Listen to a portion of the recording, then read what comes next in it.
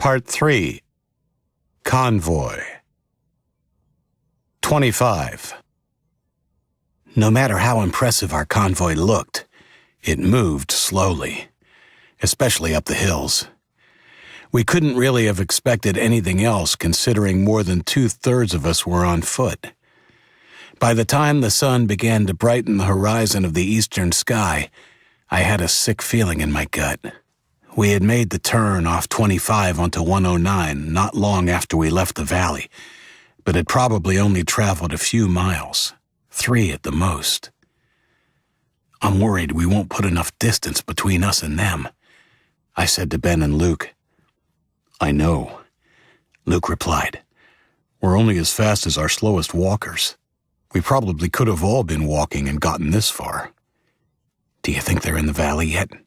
I asked. Yeah, I'd say they would have planned to attack under cover of darkness. I'd guess they've been there a while now. Hopefully they take their time to scope things out before they break in. Won't they be suspicious of the fire? Ben asked. No, I don't think so, said Luke distractedly. It should have burned low by the time they arrive. Hopefully it just serves to light up my cutouts from behind. About 1/4 of a mile down the road, we can hang a right to stay on 109, or we can go left and follow 171. What's the difference? I asked Luke, looking down at the map he was holding. Well, 171 is a bigger and better road, but 109 hugs the lake and is probably more direct. I'm sure 171 would have been quicker back in the old days, but it's not like we have traffic to worry about. Let's take 109. We reached the turning point a few minutes later. Pull up, Ben. I'm going to give everyone a pep talk. After I'm out, you speed up a bit. We'll drag them along if we have to. I jumped out with the bullhorn and walked back along our convoy. As I passed the buses, Indigo spotted me and stood up, pulling open her window. Hey there, handsome, she said with a cheeky grin. Need a ride? My mother warned me never to get into a vehicle with strangers. Aw, fine then. Not enough room for you anyway. What are you up to? Just hurrying everybody up. We need to move faster. How's Max? Max is fine. More comfortable than the rest of us, I guess. These seats aren't exactly luxurious. She craned her head to look down the line behind the bus. Don't be too hard on them. I nodded and blew her a kiss as she sat back down.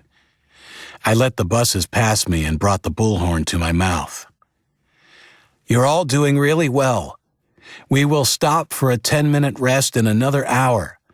For now, though, we need to pick up the pace. The Marauders will have reached the valley by now, and it won't be long before they pick up our trail.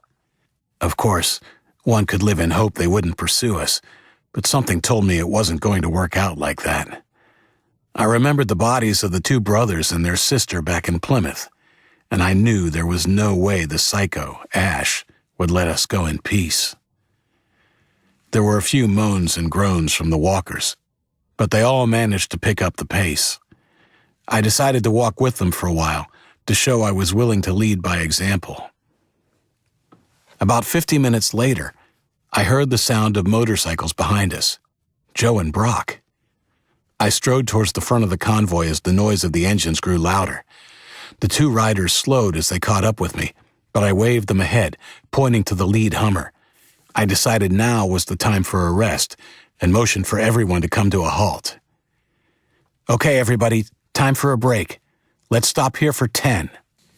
I watched our road train pull up, and the walkers slowly begin to sit on the road in the grassy verge as the gate guards handed out bottles of water. I went forward and reached the lead Hummer as Ben and Luke got out and accosted Brock. Did it work? Asked Luke, before the riders had even managed to pull off their helmets. Brock's face was white, and his hair wet with perspiration. A fresh red welt stood out starkly on his cheekbone. It worked, he replied. Tell me everything. I want a blow-by-blow account. And what happened there? Asked Luke, pointing to Brock's cheek. Wait, said Joe, moving in front of his brother protectively. "Let's go over there." Ben, Luke, and I walked over to the flat, grassy area Joe pointed out. "Okay, spill," said Luke impatiently. "Okay. They got there just under 3 hours after you left." Brock turned to me. "You definitely made the right call. Their army is huge. Bigger than I expected. They were pretty cautious.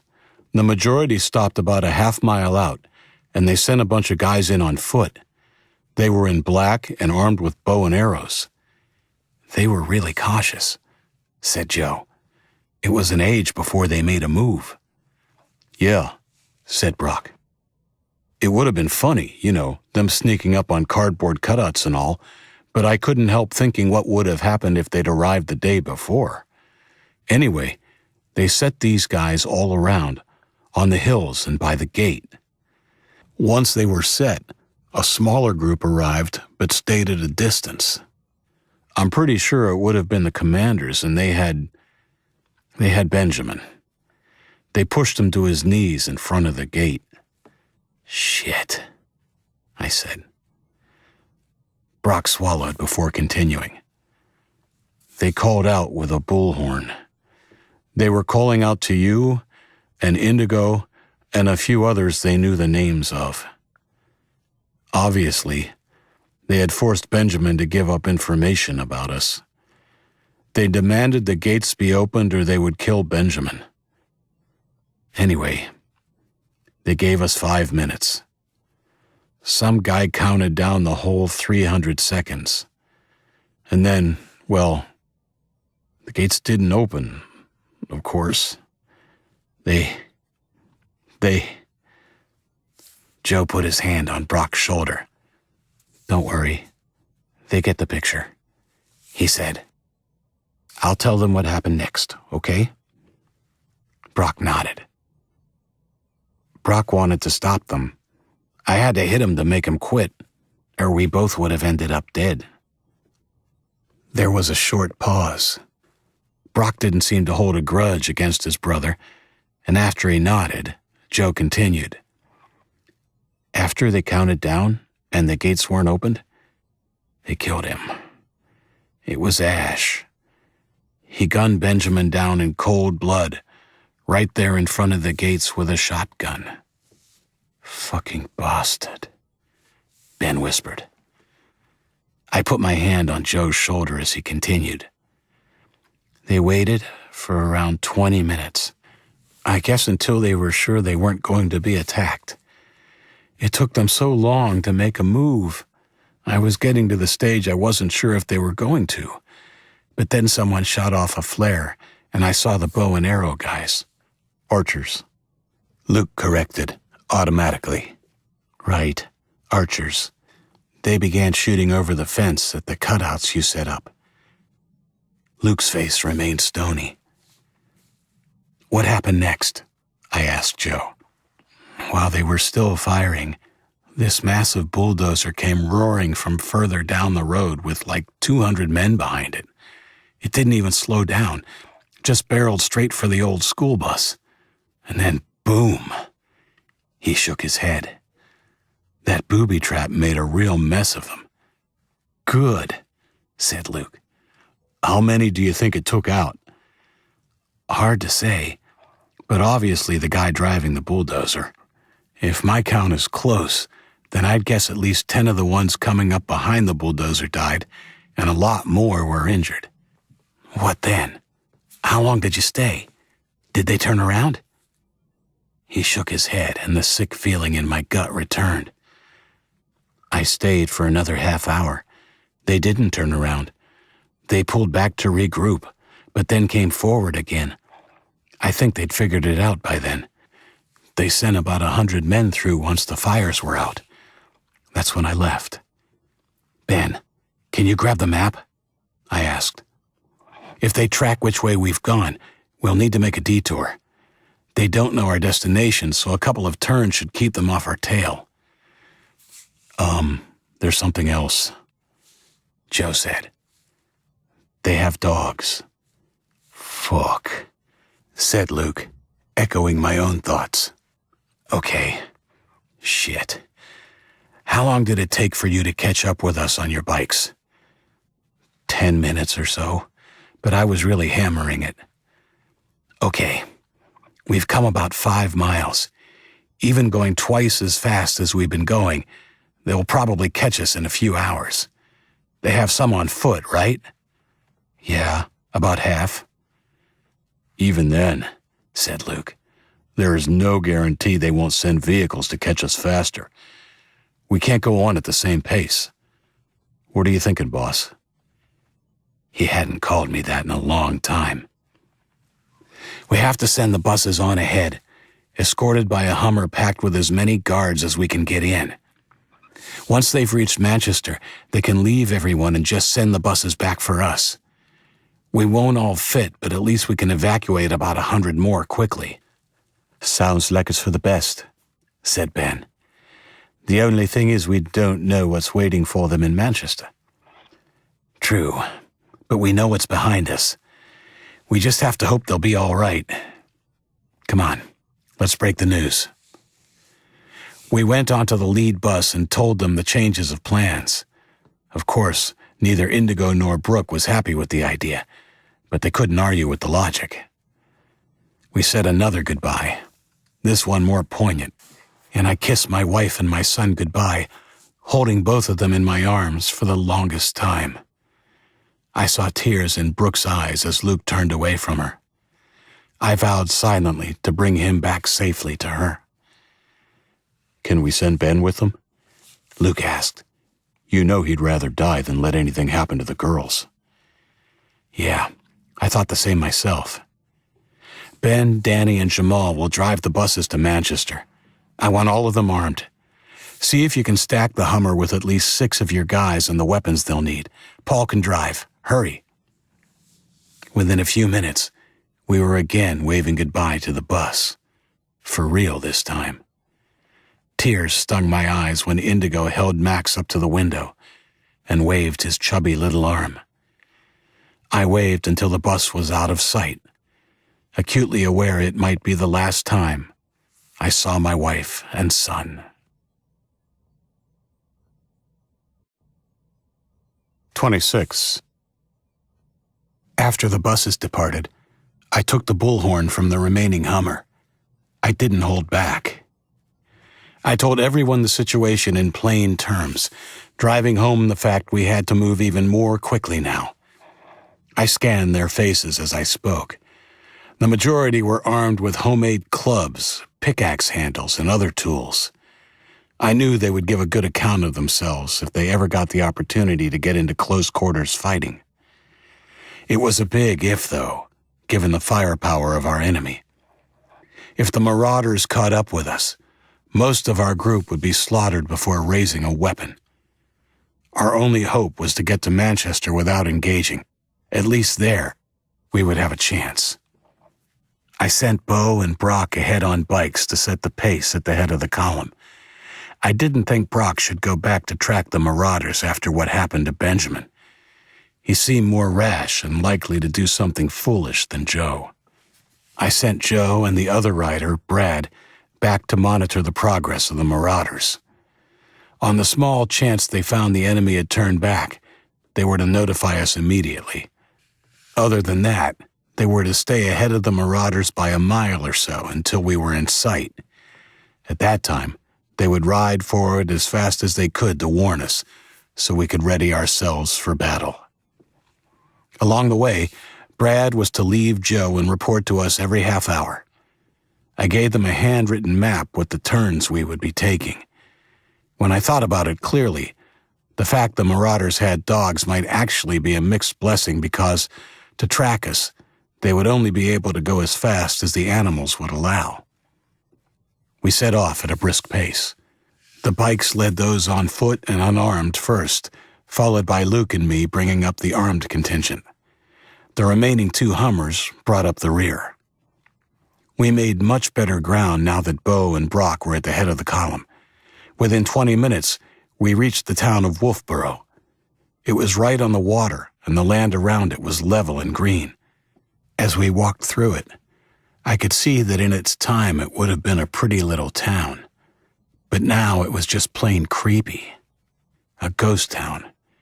It only took a few minutes to pass through the town, and not far past it, we turned onto 28. Okay, about a half-mile ahead, we should reach a town called Alton. Luke was interrupted by the sound of a motorcycle behind us. We looked at each other before turning around. It was Brad. I watched him approach with some trepidation. Would it be good news or bad? He hopped off his bike and wheeled it along as we continued to walk. "Hey," he said, without taking his helmet off. "They didn't turn back. They're following. Not too fast, but faster than you guys." "How many?" "All of them." I nodded. "Dogs?" "Yeah." "Okay. How far behind?" "Roughly about 2.5 miles." "Thanks. You can go back. See you in half an hour." As he sped off, I looked at Luke. "They've gained a mile on us already." "Yeah," he said. "I think we'll have to make a stand before too long." "Let's worry about that later." We pushed on and hadn't quite reached Alton when Brad caught up with us again. The sun was higher in the sky now, and my stomach growled. "How far now?" I asked. "I don't think they made as much ground this time. I think just over 2 miles. Still too close. We sent him on his way again, and I told him not to come back until they had closed the distance to 1.5 miles. We stopped briefly in Alton to eat and drink, and were back on the move within 10 minutes. I had taken a look at Luke's map, dismayed to see that Alton was barely a third of the way to our destination. Things were looking grimmer by the minute. "We have to start thinking about where we want to make a stand," Luke said as we walked out of town. "Okay. Any suggestions?" "Yeah, I've already thought about it." "And?" "In about 2.5 miles, we're going to come to a river called the Merry Meeting and cross a little bridge," he said, unfolding the ungainly map and pointing to it as we walked. "It's the only way across for miles around. If we can block the bridge or blow it up or something, they'll have to make a major detour to follow us." "Any other options?" "Not unless you want to take them on in a town or on the open road. Besides, if we cross the bridge, there we can continue on to Pittsfield and get back on 107. We should be able to put some distance between us while they're finding a way around." "All right, let's do it." Luke knuckle-bumped me, apparently excited there would be something to do. He folded his map and strode ahead of me, suddenly invigorated and calling out encouragement to the marchers. 27. 30 minutes or so later, we arrived at the bridge. To say it was unimpressive would be an understatement. It was basically just a continuation of the road with some metal rails on the side. The look on Luke's face spoke volumes, but he felt compelled to speak anyway. "Fuck, they could almost walk across this shitty excuse for a river," he said bitterly, shaking his head. We walked to the head of the procession with Paul, who had pulled his Hummer to the side of the road. Luke leaned over the railing on the right. There the river was shallow and more like a marsh, although it looked like it was definitely deeper on the other side. "We'll have to make do," I said. "We can still slow them down, can't we?" He began to look around, across the river and back to where we'd come from. I saw the familiar glint of creativeness in his eyes. "Yeah, fuck yeah, we'll do better than that. By the time we finish with them, they'll want to change the name of the Merry Meeting to the Fucked Up Meeting." We herded everyone across to the other side of the bridge. Once that was done, we got to work. One good thing about having all those people is that we got lots done and quickly. Within an hour, we had barricaded the end of the bridge with 3 cars, tires, timber, metal, bricks, and basically anything we found that wasn't pinned down. The barricade ended up around 8 feet tall and about double that in width. We had left a narrow corridor through the middle, so Joe and Brad could cross and had a pile of crap ready to fill it as soon as they were through. Should all go well, we would get it done before the Marauders arrived. We also managed to find 2 drums of kerosene in a boat shed and had about 10 gallons of gasoline, scrounged from abandoned vehicles and garages. As Luke directed the building of the barricade, he made sure it had plenty of paper, timber, and dead leaves interspersed with the not-so-flammable items. Brock and Paul took 1 drum of kerosene across to the other side of the bridge and began to soak the ground and trunks of the trees, which would be to the right of the Marauders as they approached. They poured it in a trail to the water's edge beside the bridge, then pushed the empty drum out onto the water. It didn't move, which boded well for the flammable liquid not dispersing too quickly when we poured the other barrel in. Once that drum was empty, they propped the remaining drum against the side of the bridge. When the Marauders were within sight, we would pour it into the water on the shallow side. "Are you sure it will work?" I asked Luke. "Yes, boss," he said patiently. "It won't be quite as spectacular as gasoline, but those trees and the stuff on the ground under them are dry and should go up like tinder." "Yeah, I know, but I meant the kerosene they'll be pouring on the water." "Sure it will. Chemistry 101. Kerosene is less dense than water, therefore it will float on top. They'll be floating on a river of fire if they try and cross that way." "Lucky it's not flowing," Brock said. "It's real still water, so it shouldn't disperse too quickly." "Yeah," said Luke, handing Brock a flare gun. "Just don't light it up until I give the signal. Now I just need one more thing." He went to the Hummer on the other side of the bridge and came back with the sniper rifle. He gave me a sheepish grin. "You know I've been dying to use this since we found it, right?" I laughed.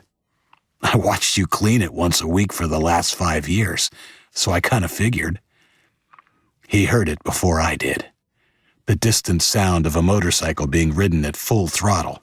I saw his eyes widen and he scrambled to the top of the barricade. I ran through the rough corridor we had left for the return of our men. I could see a few 100 feet down the road until it curved left and out of sight behind the trees. "Can you see anything?" I called out to Luke. From his vantage on the right side of the bridge, he had a clear view for a lot further than I did, the rifle scoped to his eye. "Yeah, it's Joe. No sign of Brad." I felt a sick feeling in my gut as the vroom of the bike's motor grew louder. Finally, Joe rounded the bend and pulled to a screeching halt, propped on one leg as he took in the sight in front of him.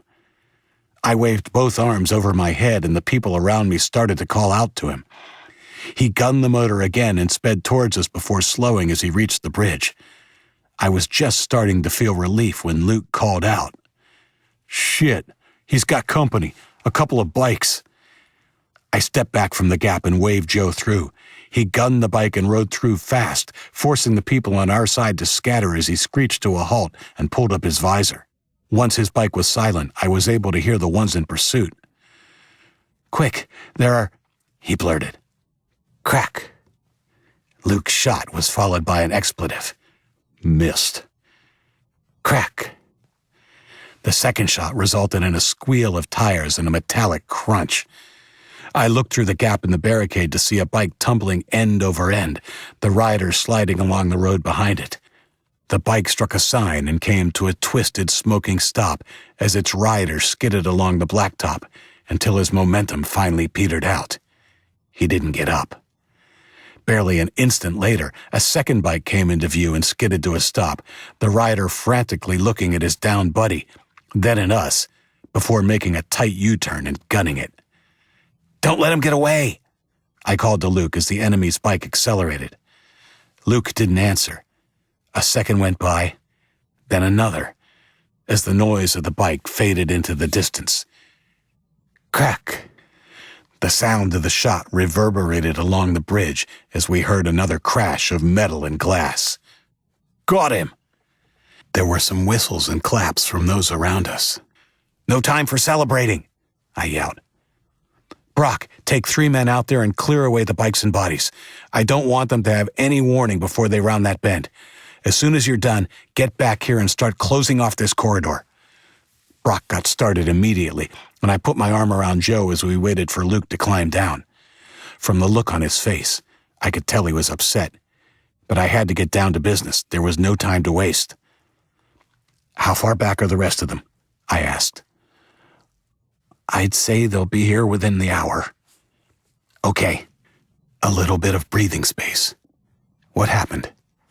He shrugged and sat down on the rail, putting his head in his hands. "I don't know. I thought we were being careful, but they must have spotted us. One minute, I was talking to Brad, and the next minute, the shot came from a long way off." I looked at Luke, and he met my eyes. Apparently, he wasn't the only sniper in town. I was trying to help him, but he was gone. The next thing I heard was those 2 bikes coming up the hill after me. I just took off. Luke clapped him on the back. "You did the right thing, and you did great to get here." Joe nodded, but I could see he was still down. I told him quickly of our plans, and Luke went to help plug the gap in the barricade. Brock and the others came back shortly after, and the preparation continued in earnest. Soon the wall was an even height right across the bridge, and Luke and Brock were on top, pouring gasoline over it. The smell was overpowering, and the rest of us backed up. By the time they climbed down, it had been 35 minutes since Joe had gotten back. Paul backed the Hummer along the bridge until its back end was about 30 feet away from what we hoped would become a raging inferno.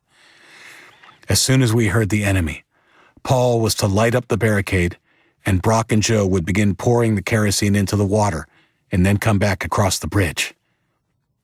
"Okay," I said when everything was in place. "Let's get everybody else to the other side." Luke saluted me with his hook, his other hand holding the strap of the rifle.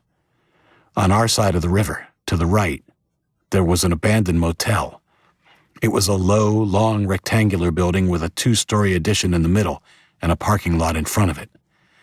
Its long side faced the river. I sent Bo towards Manchester, leading the unarmed contingent of those on foot, and Luke and I marshaled the rest of our people behind the motel, leaving all those armed with guns in a group which could be called out at short notice. "I'll head up now," Luke said. He put the sniper rifle over his shoulder and ran to an overgrown trellis which he proceeded to climb. "Whistle as soon as you see sign of them," I said, as he climbed onto the roof effortlessly, despite his missing hand. "I want the barricade well and truly alight by the time they arrive at the bridge. Oh, and if you see that asshole, shoot him." "Will do, boss," he called down as he shuffled forward on his belly. I lost sight of him and walked backwards until I could see him lying at full stretch on the rear slope of the roof. His gun was propped on the peak and aimed across the river. He wouldn't be able to see the enemy until they rounded the bend on the other side, but the roof would afford him great cover. About the only thing which would be visible from that side would be the top of his head. I grabbed a shotgun from our stash of weapons and went around to the side of the motel to watch and wait in the shadows. I had barely settled in when Luke's loud whistle came from above. I heard a shout from the bridge, and with adrenaline pumping through my body, watched Paul run to the barricade and bend over the stack of combustibles we had placed at the base of the barricade. I could now hear dogs and the rumble of engines in the distance. Seconds went by, and Paul was still bending over, his shoulders jerking as he struggled with the matches we had given him. Joe and Brock began to pour the kerosene over the side. They struggled to balance the big drum on the rail, but as it emptied, they were able to move it along the rails, allowing the liquid to spread over a wider area. "Come on," I whispered under my breath, willing the match to light. The tension in the air was palpable. Finally, I saw the sudden glow of flame in front of Paul, and he fell onto his backside as the gasoline ignited. It went up quicker than I expected, the hungry flames quickly crawling over our improvised barricade. Paul scrambled away, crab-like, from the enormous flames. Joe and Brock dropped the empty barrel over the side and ran to Paul, cringing from the heat, but managing to help him up before running for the Hummer. They took off with a squeal of tires, just as the dogs and their handlers came into view. The handlers did a double take at the sight of the burning barricade and disappeared back around the bend. The Hummer was back across the bridge in a few seconds, and all three boys jumped out, grabbing guns for themselves before joining me in the shadows at the side of the building. We stared across the river. The barricade was fully ablaze now, the eager flames towering above the wall itself. A few seconds later, a vehicle came into view. It was an armored personnel carrier, Chinese, with a machine gun turret on the top. Behind it came a group of marauders. I recognized Ash's figure immediately. Naked from the waist up, he towered over the other two and carried himself in an arrogant and careless way, standing at full height to look our way, even as his two companions prudently took cover behind the vehicle. I also noticed that the skin of his face and upper body were a strange dark hue, but didn't have time to think about it. I began to count. I knew Luke would take his shot any second. 1, 2, 3. Crack! I saw Ash flinch and duck down behind the vehicle, even as the man who had poked his head from the hatch in the turret was flung backwards against the rim of the hatch, the top of his head missing, before sliding lifelessly back into the hatch. I saw why Luke had taken that shot. He wanted to prevent us from coming under heavy fire from the machine gun. But even then, I wondered if he shouldn't have taken a shot at Ash while he had the chance. Luke took another shot, and I saw a web of cracks appear on the windshield of the driver's side. There was some yelling from across the river, and a group of about 10 armed men rounded the trees and began firing at us. We all fell to the ground, even though Luke was their main target. I heard Luke's rifle cough several times as the windows below him shattered and chips of tiles rained onto the parking lot.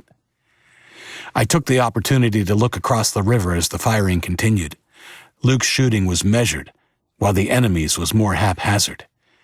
There were 2 bodies on the ground, and the gunmen now shot from the cover of the trees and the personnel carrier. I heard another shot from above us, and then Luke cursed. He was out of ammo. The barricade still burned impressively, and I decided it was time for the bulk of us to get while the going was good. "Joe, Paul," I said, "round up the other group and get moving. Follow 28 and go as fast as you can.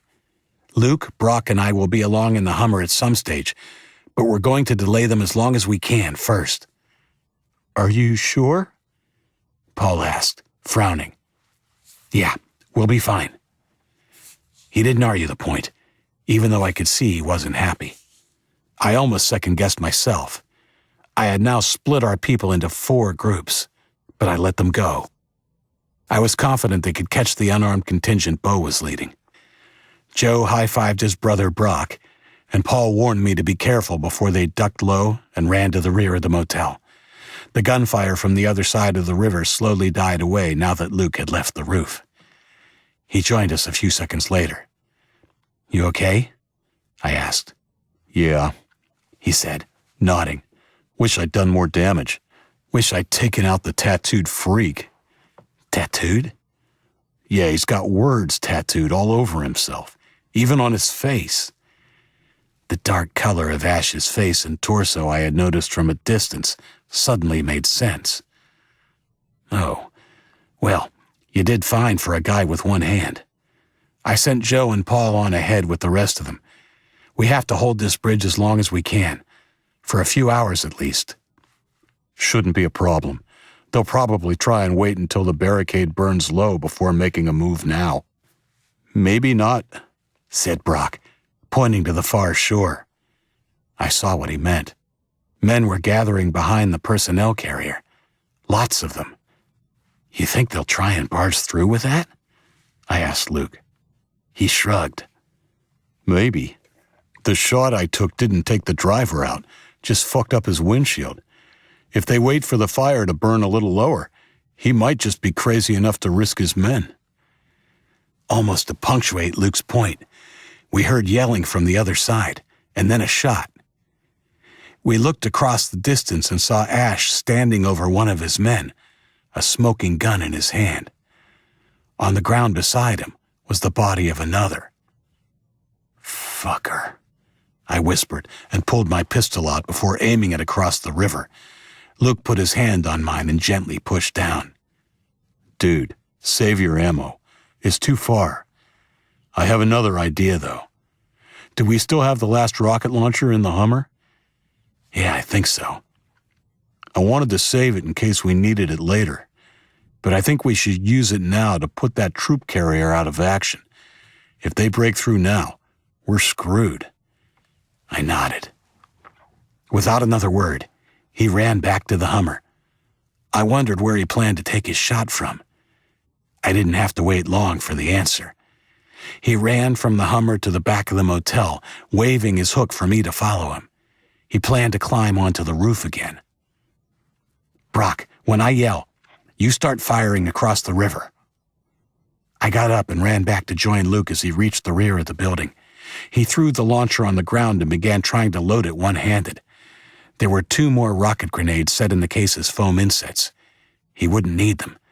He would only get 1 shot. I took the grenade from him. "How do I load it?"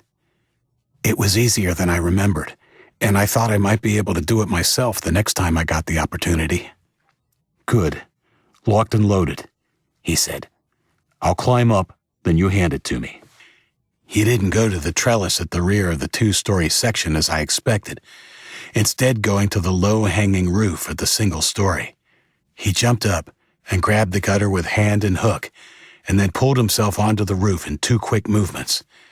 I didn't waste any time and handed up the launcher.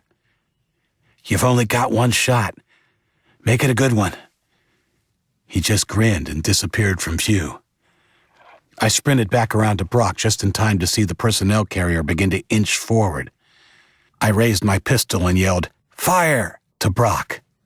We started shooting, and I saw men across the way ducking as the vehicle stopped. Gunfire erupted from their side, and we were forced to duck for cover, but not before I saw the turret on the personnel carrier spinning in our direction. Someone had replaced the dead operator. My stomach dropped.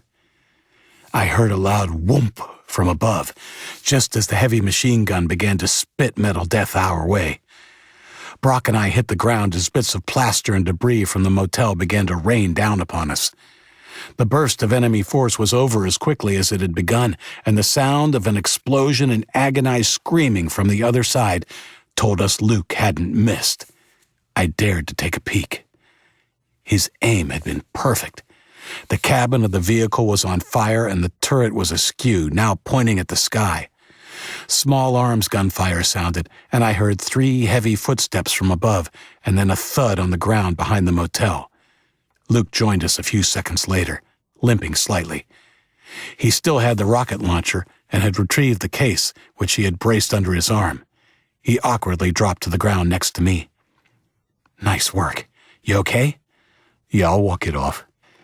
"Cease fire! You're just wasting ammo, you stupid fucks," came a yell from across the river. I looked at Luke. "Should we light up the water?" "Yeah. If that stand of trees goes up, it will force them back. I bet they'll give up and try to find another way across. Should I shoot another rocket in for good measure?" "Yeah, but let's light it up first." "Brock," I said, "it's time to do your thing before they regroup.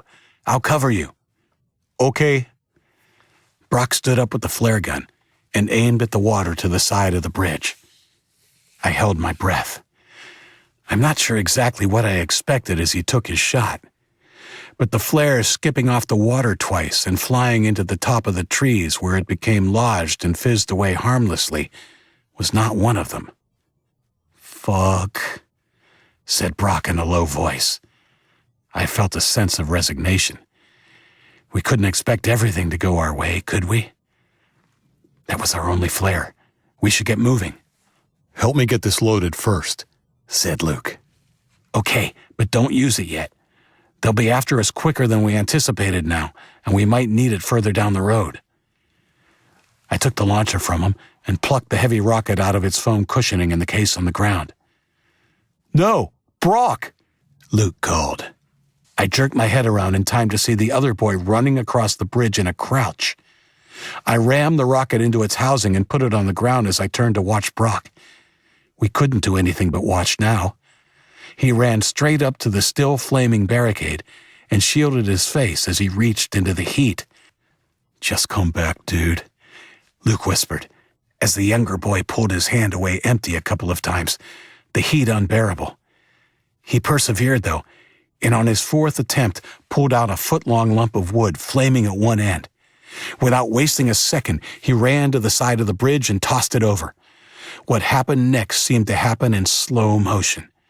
Even as the flaming stick of wood flew end over end towards the water, Brock turned back to us with a triumphant smile on his face. And then the top of his head exploded in a spray of red, the sound of the shot echoing loudly around us. As our friend crumpled to the ground, the kerosene on the water ignited, and the flames swept towards the other bank. "No!" Luke yelled, beginning to scramble to his feet. I grabbed his arm, preventing him from running to help Brock, who was clearly beyond our help.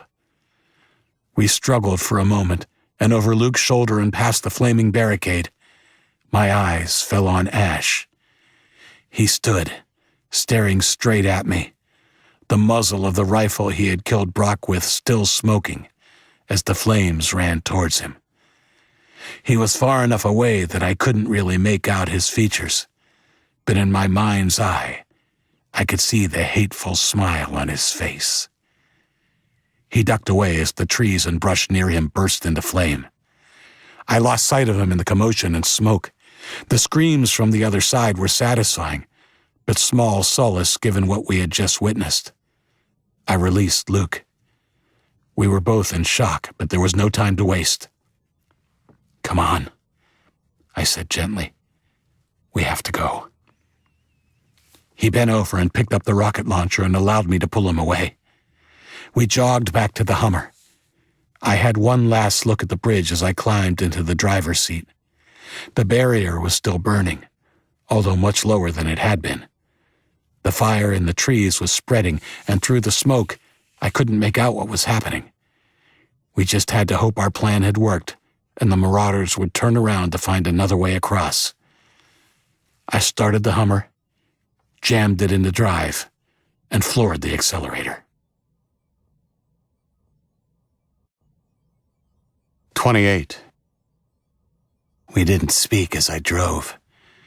There was nothing to say.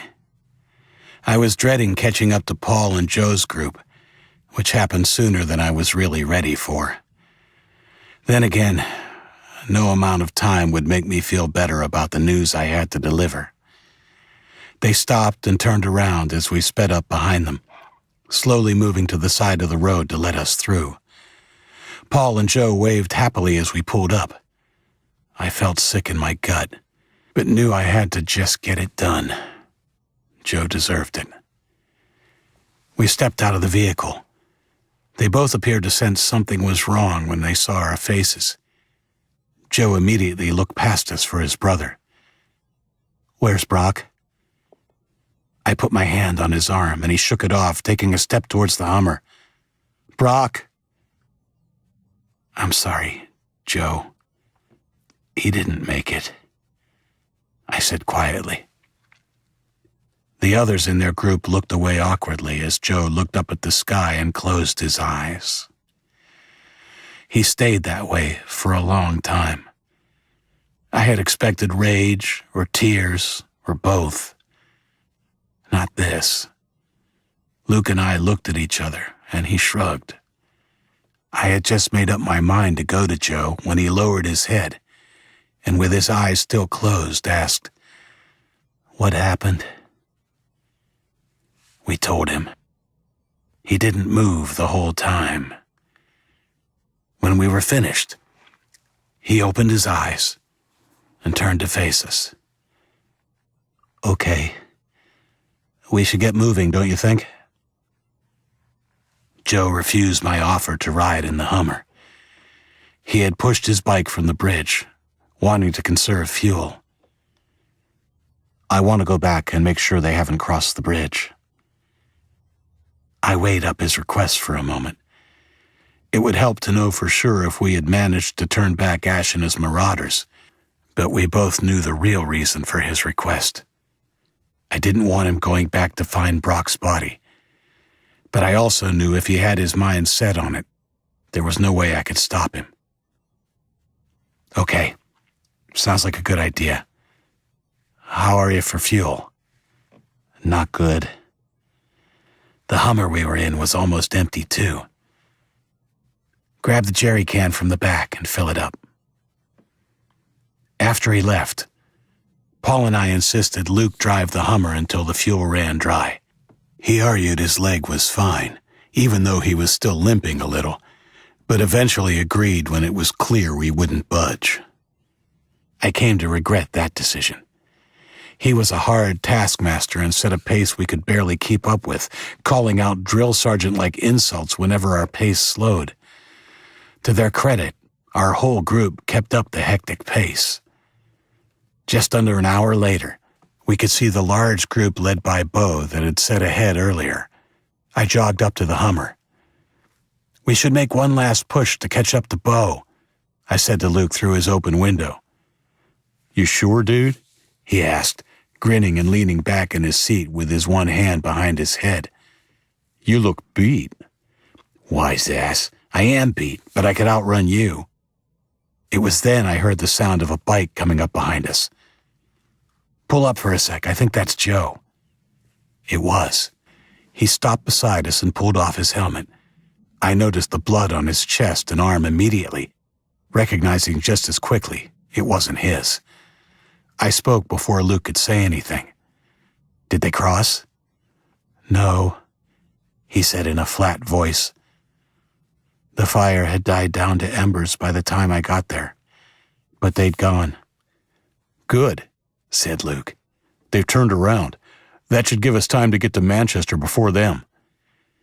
I was happy our plan had worked, but the haunted look in Joe's eyes reminded me it had come at a cost. I came up with an idea to keep him busy. "I want you to ride on ahead to Manchester and confirm the buses got there okay. Let them know we're safe, and then hightail it back to update us." He nodded and set out at once. "Good move, dude. It'll take his mind off things." "Yeah, I hope so." We caught up with Bo's group not long after. We updated him on what had happened, and then we all pushed on. Only a mile further on, in a spot where the trees were thick and close on both sides of the road, the Hummer ran out of fuel. "Oh well, there goes my ride," said Luke. We left it by the side of the road, after distributing the supplies it had been carrying amongst volunteers. Everyone was milling around, and I was just about to give the order to move out, when a voice from behind called out, "What's that?" I looked in the same direction everyone else had turned. I didn't understand what I was seeing at first. A rounded, grayish object swung in the light breeze. I took a few steps, and then my eyes widened. A skull. It looked like it had been there a while. Even more disturbing was the fact it was a child's skull. "Oh my God, there's another one," a girl said, a frightened tone to her voice. She was right. It was another one, this time on the opposite side of the road. A little bigger and a little whiter, but clearly another kid's skull. Murmurs started to break out in the crowd, and I decided we had better move. Turning back was not an option. "Okay, let's keep our eyes on the road and move out," I yelled. Luke, without me having to ask, walked up and down alongside the crowd as they began to push forward. In his best drill sergeant's voice, he began to get the group into something resembling a column. As we walked along, the tension seemed to become heavier. It wasn't just the unnatural shroud of darkness from the tall trees hugging the road. It wasn't just the other skulls I had spotted and chosen not to point out to anyone. It was also the silence from my people. I had become accustomed to the quiet buzz of the crowd as we had journeyed from the valley, and its absence only added to the already disturbing vibe of that stretch of road. A girl's scream shattered the unnatural silence a minute later. I jumped, the hair on the back of my neck standing up, turning this way and that. I didn't see anything out of the ordinary, and it wasn't until I followed the direction of her trembling arm, pointing into the trees, I saw what had terrified her. It was a boy, standing in the shadows of the trees, watching us. He looked about my age, tall and well-built, dressed in nothing but a pair of grimy shorts, holding what looked to be a homemade spear. He was dirty, with leaves and twigs in his hair. The whites of his eyes contrasted sharply against the filth on his face. Luke was suddenly beside me. He had retrieved from the Hummer and held in his hands the axe confiscated from the killer back in the valley. "There are more. Lots more on both sides," he whispered. "I don't think they have guns." I scanned the tree line. I began to see even more, both boys and girls, some in the trees on branches, others in and around, half hidden in the shadows. The air became thick with tension, and I heard murmurs of alarm from our people as they began to realize how many there were. I turned slowly and saw just as many in the trees lining the other side of the road. The armed people in my group began to raise their weapons. There was a harsh shout from the one we had spotted first. "Spears!"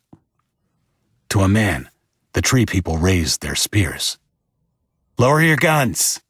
I yelled, putting my arms out to either side. "Luke, take a couple of steps forward and lower your axe to the ground. Nice and slow." I saw the tall boy who had yelled, clearly their leader, watching us intently. I knew the next few seconds were crucial. While we outgunned them, they had us surrounded. I didn't want this chance encounter to turn into a battle in which we would be certain to suffer casualties. Besides, I got the feeling if they wanted a fight, they could have easily ambushed us before we'd even seen them. Luke placed his axe on the ground and stepped back with his arms out to each side. "You sure about this, dude?" he asked from the side of his mouth. "Nope." The rest of our people lowered their weapons, and those faces I could see from my position were tense. I looked back at the boy who appeared to be their leader, held up my gun, then knelt and put it on the ground in front of me.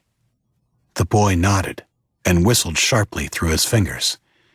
The spears of the people in the trees lowered. "Can we talk?" I called to him. For a moment, I thought he wouldn't respond, but then he nodded and stepped out from beneath the trees. I walked up to him in measured steps. We both stopped, facing each other a few feet apart, him barefoot in the long grass at the side of the road, me on road, which had begun to be claimed by the same grass. "I'm Isaac," I said, smiling. Up close, he was pretty scary. His features were hard and weathered, and his frame, while spare, was ropey with lean muscle. His eyes were intelligent, but veiled. Given his appearance, I half expected him to grunt at me, and was surprised when I heard his soft voice. "I'm Jonah." "Hey, Jonah. I just wanted to say, we are just passing through. We're not looking for a fight." "Good. Neither are we." An awkward silence followed. I guess neither of us knew what to say. When we did speak again, it was at the same time. Where do you?" We both laughed. "Sorry," I said. "You go." "I was going to ask where you're going." "Manchester," I said. It's south of here. Our place got attacked. By who? A group called the Marauders. Do you know them? He shook his head. What about you? I asked. Where is your place? He swept his arm around him. You're in it. You live in the forest? He nodded. That must be tough. It's not so bad. Winters can be tough, but we have good shelters. How long have you been here? 4 winters. I nodded. Clearly, they were a hardy group. I couldn't see any of us surviving a winter in the forest, but I guess one could achieve anything if push came to shove. What's with the skulls? They freaked some of my people out. That's why no one bothers us. He smiled. I was trying to figure out how to take his last statement when he clarified. Don't worry, we didn't kill them. The skulls belong to a bunch of dead kids we found in a school bus that must have crashed during the infection. I figured they wouldn't mind helping us out. I nodded. Smart. Talk of a school bus reminded me of our destination and the people who would be waiting for us. I hoped they had arrived safely. Have you thought about finding somewhere, like a town or a city? No, we're happy like this. Nobody bothers us, and if there is trouble, we can always hide. Luke called from behind us. It's about 1 p.m. That only leaves us with about 7 hours of daylight. I stuck out my hand to Jonah and we shook hands. Nice meeting you. Same. Good luck getting to Manchester. I started to turn away, but the feeling I could trust this stranger was strong, and I paused. You should come to Manchester. I mean, not now, but you should talk to your people. We plan to make Manchester a home, and it would be more comfortable for you. All of you. Maybe. He shrugged, and then whistled again, and ran into the trees. Within a few seconds, there was no sign any of them had been there. Well, that was weird, said Luke. What did he say? Let's get moving. I'll tell you on the way. 29. The next 4 hours passed slowly. Tedious is the word I would use, and I welcomed the interruption when Luke tapped me on the shoulder. We need to stop and rest, dude. We still have a good 15 miles to go. These guys are out on their feet. I was loath to stop, but I knew it was necessary. Okay, we'll make it a good rest. Give them half an hour, and let them eat what's left of the supplies. I ate an apple as we passed food around and randomly wondered if I would ever taste a banana, my favorite fruit from the before days, again. When we finished distributing the supplies, I took in our surroundings. The road we were on wound its way through a green, shallow valley, and the clouds which had covered the sky for most of the day had disappeared. I was weary and decided it would be a good idea to rest up while I could. I'm going to take a nap, I told Luke, noticing the others were already doing that, laying in groups in the long, gently swaying grass lapping the road. Good idea, said Luke, as he made a beeline for a small boulder about 20 feet away. I lay down on my back, watching the blue sky and enjoying the feeling of not being on my feet. Actually, I said to Luke in a drowsy voice, make it a half hour from now. Roger that, he said. It only seemed like a minute later when Luke was shaking me awake. I groaned and rolled away. Come on, boss. We need to go. Don't call me boss, I said, still sleep-fuddled. Okay, boss. I slowly climbed to my feet as Luke roused the rest of the group. Less than 5 minutes later, we were on the move again. 1 hour later, Joe returned. I felt a rush of excitement when we heard the motorcycle in the distance and prayed for good news. When Joe skidded to a stop in front of us, we swamped him. His smile was muted, but at least it was a smile. "Did they make it okay?" Luke asked when Joe had dismounted and taken off his helmet. "Yeah, they made it with no problems." "Great, so fill us in. How did you find them?" "They left a small group at the north end on 3. One of those guys took me into the city to meet up with everyone else." "Where are they setting up base?" "The Radisson Hotel in the center of town." "Oh yeah," said Luke. "Good call. Beds for everyone.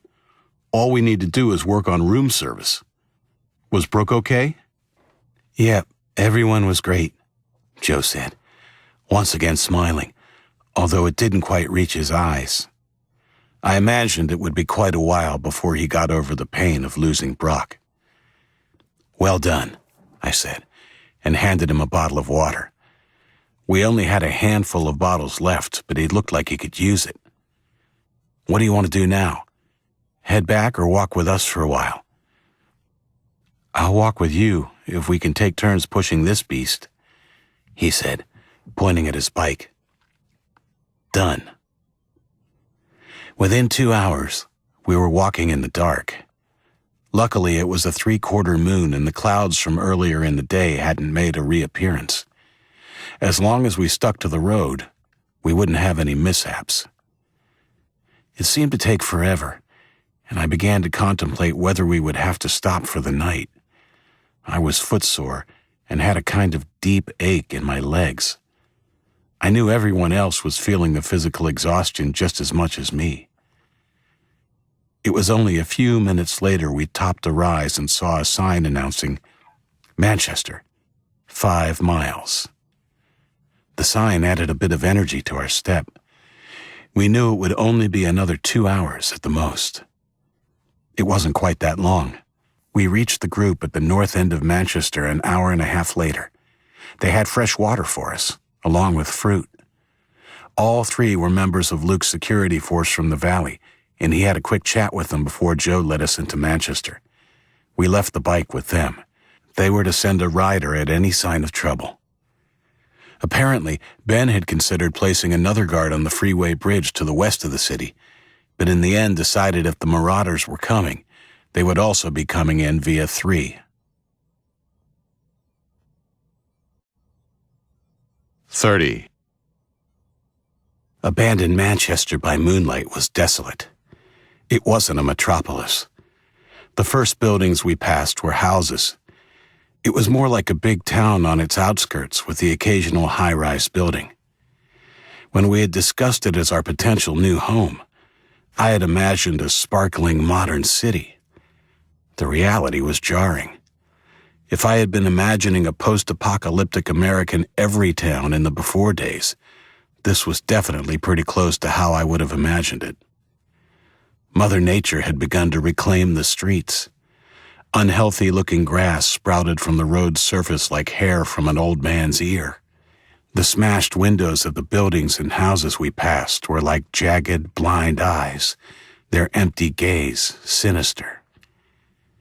I don't think I was the only one who was spooked as we weaved our way through those empty streets. Of course, it could have been exhaustion, but our group was the quietest I had heard it since our encounter with Jonah and his people. We turned onto Elm Street, which cut through the city, parallel to the river. There were a few houses at the beginning of Elm Street, but the further we walked, the bigger the buildings became. I pointed out an impressive office tower to Luke. It was on our right as we walked into the heart of the city and was at least 10 stories high. As best I could tell in the dark, it was newer than the other buildings we had passed. The sign said it had been known as the Brady Sullivan Tower. I made a mental note to come explore it. We walked a good 10 blocks before we reached our final destination. "It's just down there, at that set of lights," said Joe, pointing 100 yards down the road. The Radisson was set back well from the road, a plain building with a large, overgrown lawn in front of it. There was a faint glow of candlelight in the windows of the entrance. The thought of seeing Indigo and Max warmed me, but it would have to wait. I wanted everybody safely inside first. I turned around and looked back at our people. They were stretched out at least a block behind us. Joe, Paul, you go on in and help the people already in there get these guys settled. Luke, do you want to hang back with me until they're all inside? Sure thing. Luke and I patted backs and offered encouragement to the weary travelers as they passed us. 5 minutes later, we followed the last stragglers up to the portico of the hotel. There was a bottleneck again to enter the lobby, and Luke and I waited as patiently as we could at the back of the line. We craned our necks trying to catch a glimpse of our girls in the lobby, but it was near impossible in the candlelight until we got closer. Finally, I spotted Indigo. She was handing out blankets and pillows to the newcomers. My heart leapt in my chest when she turned my way and gave me a smile. Brooke was nowhere to be seen. Brooke must be resting, I said. Yeah, that's good. She's so close now, he said, seriously. I punched him lightly in the shoulder. Yep, won't be long now, dude, and your sleepless nights begin. I can't wait. What's it like? He asked, looking me right in the eye. It's the best thing ever, I said. You'll be a great dad, Luke. Thanks, he said, the blush of pleasure coloring his cheeks, barely discernible in the poor light. Finally, we made it inside. I waited as Indigo handed out her last welcome bundle and then embraced her in an enthusiastic hug. How is Maxie? He's good. He's in a room with Ava and Peace for tonight. They were all exhausted. She broke away from me and hugged Luke. Brooke is in room 214 if you want to join her. No elevators, of course, but it's just one flight. The stairs are over there. Here is a flashlight. Just knock. Thanks. You'd make an awesome concierge, he said, and was gone in a flash. We had a brief chat with the rest of our leadership group, Paul, Ben, Jamal, Bo, Joe, and Allie, before everyone headed up to bed. Jamal had already napped and would take first watch on the doors with Danny. They were both armed with guns and would fire 3 shots at the first sign of trouble. We were staying in room 213, opposite Luke and Brooke. We stopped in front of the door. Indigo handed me the flashlight she was carrying and reached into her pocket, pulling out a key card, which she swiped to open the door. How? There's no power. Battery powered. But it's been years. There are a bunch of batteries in the storeroom. We changed all the batteries for the rooms we'll be using. It's where we got the flashlights from, too. Okay, great stuff, I said, taking her into my arms. You're as clever as I thought you were. Possibly cleverer, she said cheekily and pushing the door open with her foot. Max won't be back until the morning. 31. Sunlight streaming through the tinted window woke me. I rolled over to look at Indigo. She wasn't there, but a note was on her pillow. Downstairs in the dining room when you wake up. XX. Feeling warm and rested, I stared up at the ceiling for a moment, reluctant to get up. It was literally the most comfortable bed I had slept on in about 6 years. When I finally did sit up and put my legs over the side of the bed, I winced. Every muscle in my body ached. When I stood, I immediately forgot all about those aches. They were insignificant compared to the scream of pain in my feet. While I didn't have blisters, my feet were red and chafed from being in boots too long, and there was a deep ache in my heel. I went to the bathroom and relieved myself. I didn't flush. I knew it wouldn't work. That didn't stop me from trying the faucets in the shower on the way out, though. I would have given my left eye for a hot shower right then. Nothing. Not even a dribble. Indigo had been thoughtful enough to put a fresh change of clothes on the bed. It was my uniform. Patched, faded jeans, a threadbare t-shirt, and a pair of boxers which had once been red but were now a washed-out shade of pink. I got a surprise when I picked up the t-shirt. Underneath was a pair of socks. Brand new athletic socks. I squeezed them in my hand, admiring the soft texture, and couldn't resist putting them to my cheek. Not a very manly thing to do, I know, but if only you knew what a luxury they were after so long without. Another note fell out of the socks as I separated them. I found these in a drawer. Thought you might appreciate them. Indy, XX. I felt a new wave of warmth roll through me, which had nothing to do with the sun. More a sense of well-being. I was comfortable and safe with my family and friends, for the moment at least, and life was great. I changed quickly and went to find the dining room. I was hungry, but not just for food. It felt like ages since I had held my little boy. The dining room was a hive of activity. It was packed with our people, but I could tell probably only 3/4 of us were there. All of our original group, except for Ava, who was looking after Peace and Max at a table nearby, were at the counters serving plates of hot, simple fare to the ones who lined up for food. Indigo caught my eye and smiled after she blew a strand of hair from her face. Before falling asleep the night before, Indigo had related to me how hard they'd worked at scavenging enough food to keep the whole population going for a few days. More groups would be going out this morning and searching the surrounding buildings. After the previous afternoons, it appeared the city would be a gold mine for provisions.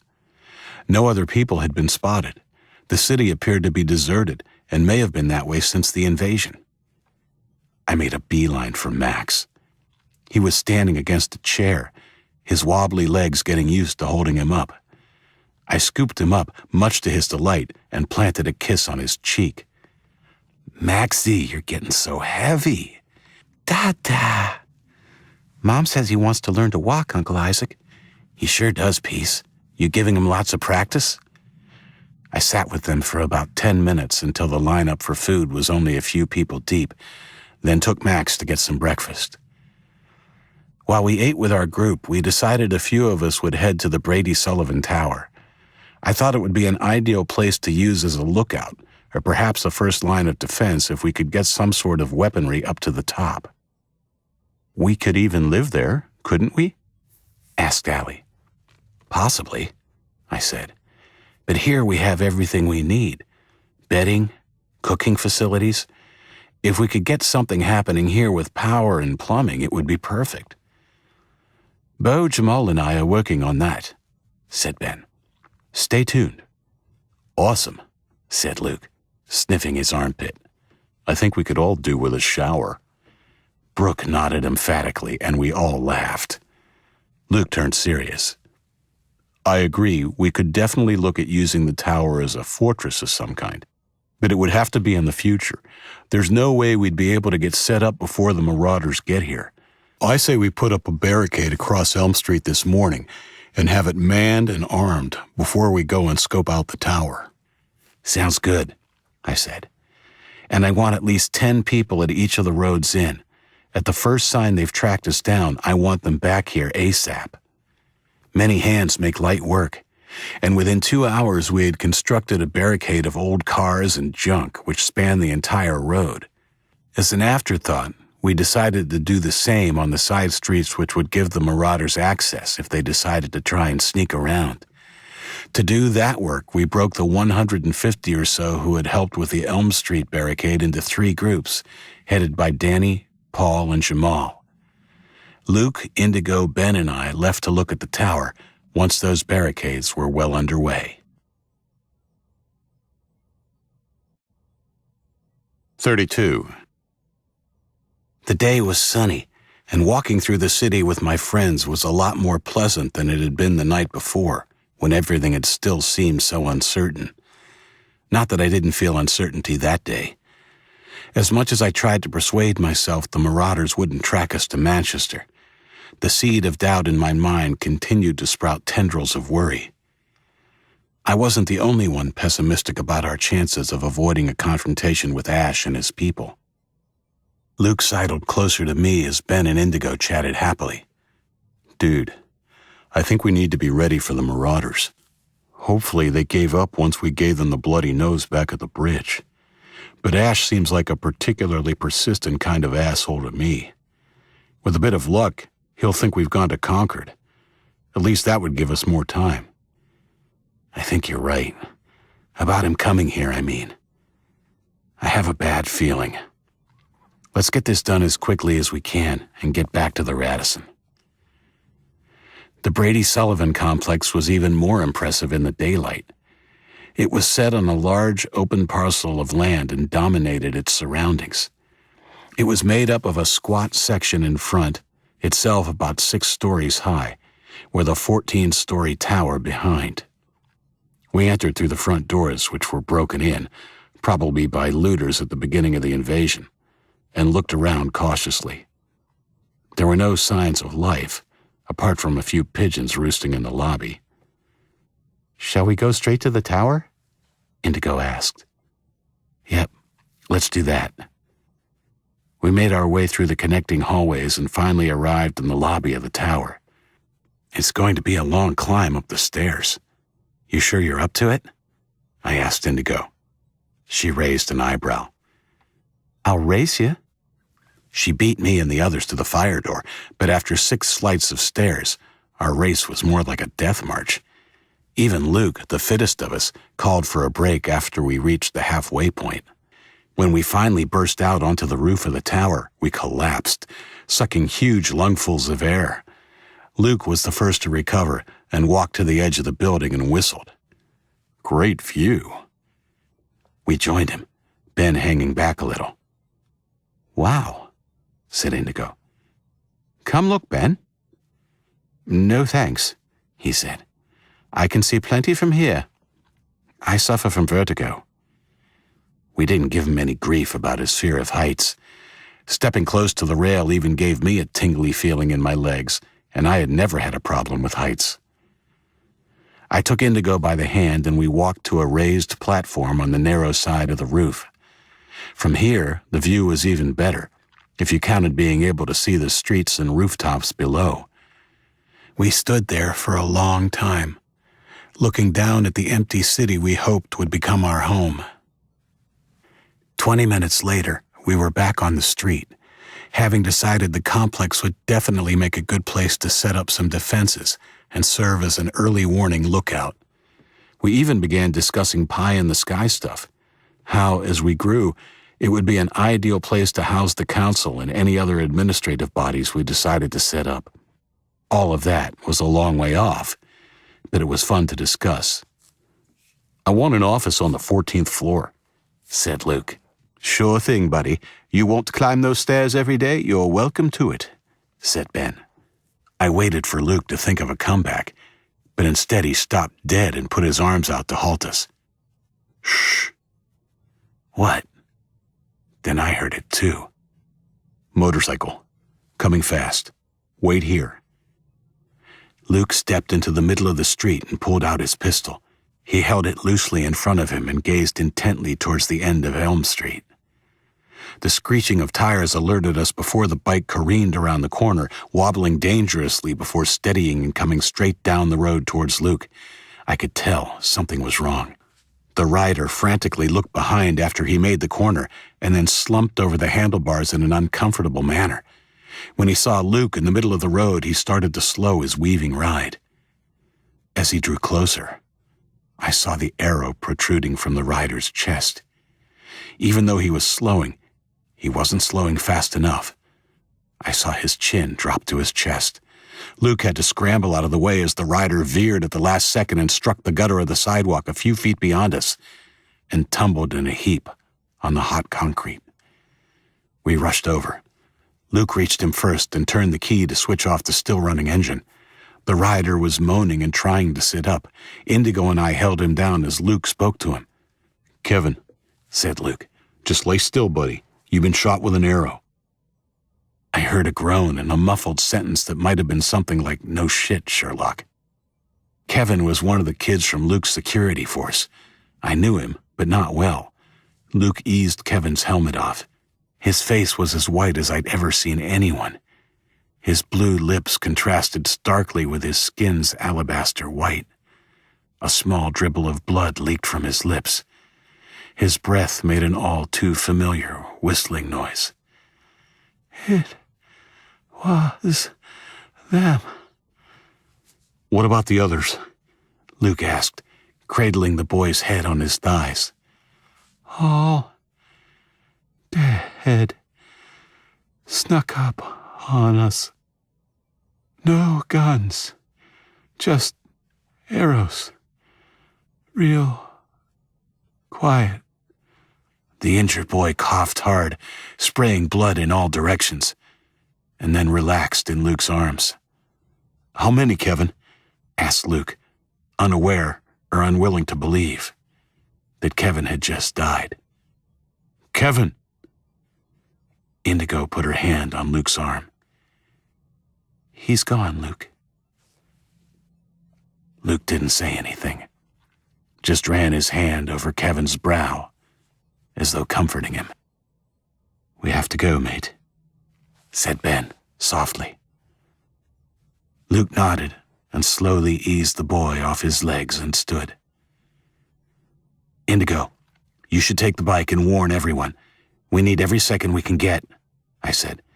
"Maybe get Max and the other kids safe into the upper floors of the hotel with Allie, Brooke, Ava, and the rest of the mothers." "Okay." Luke pulled Kevin onto the sidewalk and leaned him against the nearest building after Indigo had sped off. "I want to come back and bury him after we're done with those assholes." "Sure. Come on, let's go." We broke into a run.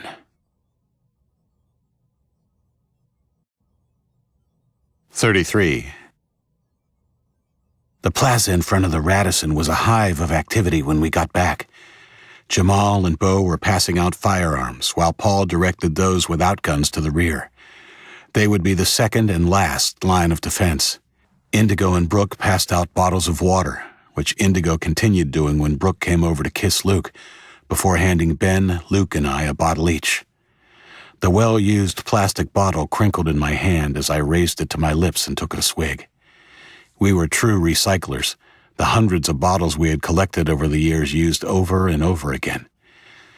"The kids are on the 8th floor with Ava and the other mothers," Brooke said, perhaps anticipating my question. "You should go with them," Luke said. "No," Brooke said firmly.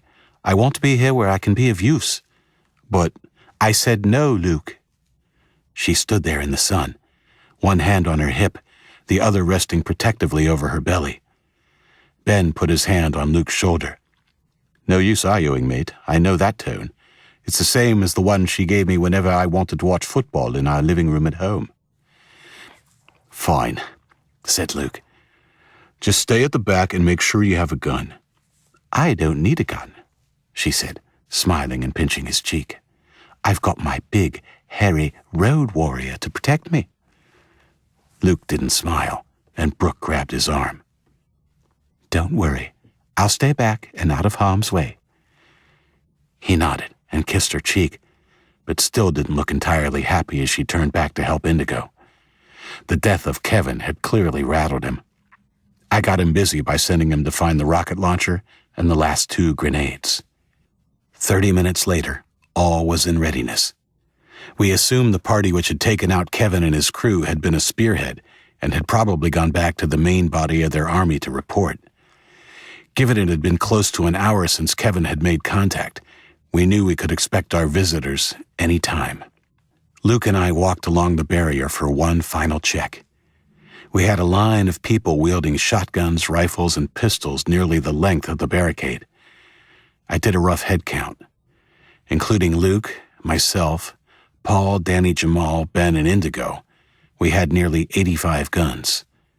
Behind, there was a space of about 80 feet to the people armed with homemade weapons, assorted tools, and purpose-made weapons like swords and daggers. Everyone looked resolute and determined, and optimistically I started to think it might just be possible to turn back Ash and his Marauders.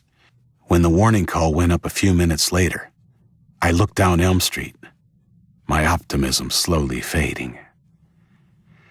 From that distance, the Marauders looked like a black tide washing down the wide street. Ben handed me a pair of binoculars without me having to ask, and the reality of what we faced hit me like a hard slap across the face.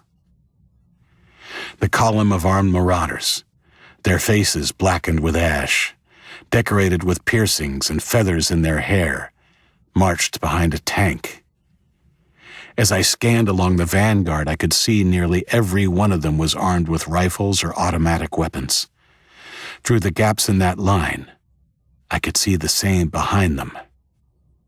I focused the binoculars on the tank as my ears caught the rumbling noise of it. In front of it, naked from the waist up, strutted the upright, muscled figure of Ash, the shaven-headed thug carrying an automatic pistol in each hand. As Luke had pointed out back at the bridge, Ash's once handsome face was now a graffiti-covered joke. Nearly every centimeter of his face was covered, and the whites of his crazy eyes stood out starkly against the black inked words. I didn't bother trying to read any of the words, although the one on his forehead stood out clearly and pretty much summed up the general theme. Hellfire. I lowered the glasses, my brain working furiously. "We can't fight them," I said quietly. "What?" asked Luke. "We can't fight them. It would be suicide." "We don't have a choice, dude. We can't fall on their mercy. You've heard the stories and seen for yourself what he is. He doesn't have any mercy." "I know. I have another idea." I lowered my gun and walked along the barricade until I came upon a boy wearing a white t-shirt. He didn't notice me. He was looking down the barrel of his rifle, too focused on the enemy to sense me. "I need your shirt." He jumped a little and looked up at me with wide eyes. "Isaac, what are you doing?" Indigo came up behind me and put her hand on my shoulder. "I have an idea," I repeated. "Why do you need his shirt?" I turned to her and reached out, taking her hand. "I have to do this. We can't fight them. Trust me?" She held my eyes with hers, her gaze almost as strong as her grip. "Be careful." This seemed to decide the kid. He stood up, pulled off his white t-shirt, and handed it to me. "No, dude," said Luke behind me. "You can't. He'll slaughter us." I ignored him and began to climb the barricade. My friend rushed over and grabbed me with his one good hand, pulling me back to the ground. "Dude, I won't let you." "I'm not surrendering, Luke." I smiled. "I'm going to make him an offer he can't refuse." Luke sized me up. "All right, but you're not going out there alone. I'll come with you." He crossed his arms like a stubborn child. "So will I," said Ben. "Me too," said Paul. "Fine," I said, before turning to Indigo. "But no one else. If this goes ass up, throw everything you have at them." Indigo nodded. Brooke grabbed her hand supportively. I kissed my wife and began climbing over the barricade. Preoccupied, Luke followed me, even as Brooke moved to embrace him. She shrugged. "Be careful, Luke," she called instead. He turned, walking backwards a few steps, and called, "I will. See you in a few minutes." I hardly noticed any of this. I was too focused on the approaching Marauder's army. I had finally reconciled the fact that that's what it was. An army. Not a bunch of kids. Not a post-apocalyptic gang of misfits. It was a well-drilled army, led by a ruthless general. My idea had worked once before against another foe. I only hoped it worked again, this time against a more dangerous animal. 34. As I landed on the pavement on the other side of the barricade, the marauders were close enough now that I could see individual figures with my naked eye. I took a deep breath and exhaled slowly, wondering if this was where my luck would finally run out. Holding the white t-shirt loosely in my left hand, I pulled my pistol out of my jeans with my right and began to walk towards them with Luke, Ben, and Paul fanned out behind me. I stared straight ahead, my gaze homing in on Ash's face. When I could discern the features of his face, I stopped and held up my arms so he could see the shirt and the gun. When I knew I had his attention, like a perp submitting to the cops, I carefully bent my knees and placed the gun on the street while keeping the shirt in the air. I looked around at my friends. Put your guns on the ground like I did. I began to wave the shirt slowly from side to side over my head. "Are you sure, Isaac?" asked a tight voice behind me. It was Luke. I knew he was serious. He never called me Isaac. "Trust me." Famous last words. Based on the stories we had heard, I knew there was a possibility Ash would simply shoot us down in the street and have the tank roll right over our bodies. I just had to hope his curiosity was piqued enough to talk to us. It seemed to work. Ash stopped and slung one of the automatic weapons over his shoulder and thrust a clenched fist into the air, signaling his army to stop. While they didn't exactly stop with military precision, the speed at which the foot soldiers followed his order was impressive. The response time of the tank, not so much. For a brief, optimistic second, I thought it might actually run right over Ash. It didn't. The tank rumbled on for a few feet before finally coming to a halt with a small metallic screech, less than a foot behind their leader. He didn't flinch, just stood there with his fist held in the air like an exclamation mark. Finally, he lowered his arm. I felt a bead of sweat run down my neck as I waited to see what he would do. A smile is not what I expected. It was a big, shark-like grin, and even though I wasn't close enough to see, I knew it didn't reach his crazy blue eyes. "Anders," he called, without taking his eyes from us. One of his soldiers broke from the ranks and ran forward. Still smiling, he turned. We couldn't hear what was said, but after a few seconds, Ash handed Anders his two weapons before turning back to us. His smile had faded to a grim line.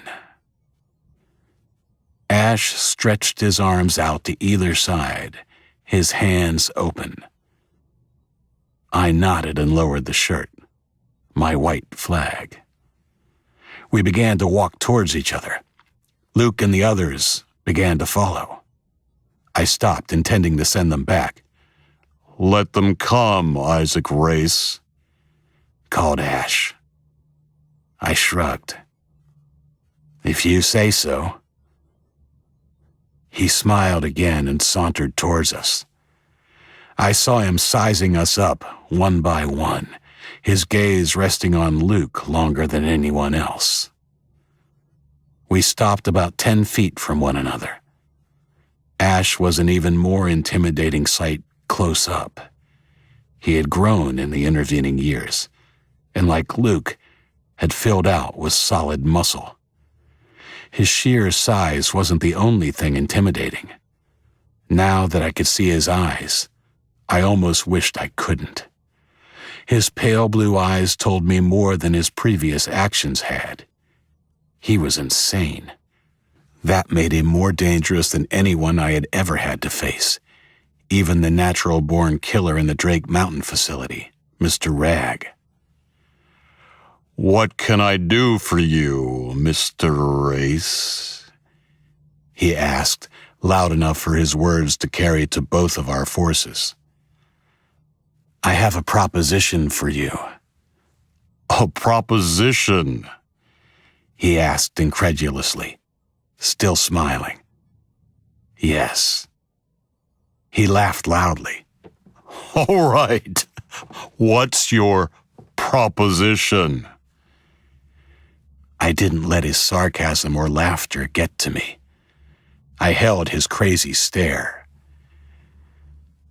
"I don't want to lose any more of my people, and I'm sure you don't want to either. I propose you and I fight. Just us. If I win, your people leave. If you win, my people give you whatever food and weapons we have, and we leave. No one else gets hurt." His smile mocked me. "Well, that's interesting. But you see, I want to hurt your people. I have a counter proposition.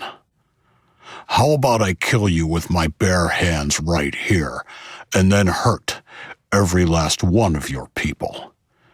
Of course, I will save Indigo and Little Max for last." Coming from his mouth, their names were like obscenities, and I felt a stab of anger in my chest. Before I could respond, Luke took a step forward, only to be restrained by Ben and Paul. "You fucking piece of shit," Luke spat, dragging the other two over the tarmac. "Let me go. I'll fucking end this now." Ash smiled. Luke's rage somehow allowed me to bring my own under control. I wouldn't be drawn into any rash moves. "Luke," I yelled, turning partly to him. "Let me handle this." Luke continued to struggle, shaking off Paul and confronting me with Ben still hanging onto him. I put my hand on his heaving chest. "Please," I said. He looked at me, uncertain for a few moments, and then relaxed and stood up straight. He allowed Ben to pull him a few feet away. When I was sure Luke was under control, I turned back to Ash. "So, you're scared to fight me?" Ash burst out laughing, holding his belly as he shook. I didn't think he found it quite as funny as he was implying. "Do you really think you can goad me like I'm a bully in the playground? No, my offer stands. I will kill you now, then your big angry friend there." He nodded at Luke before sweeping his arm theatrically around. "And then everyone you love, in that order." "You know," I said, my voice dismissive, "I knew when I found you in that closet you were just a scared little boy.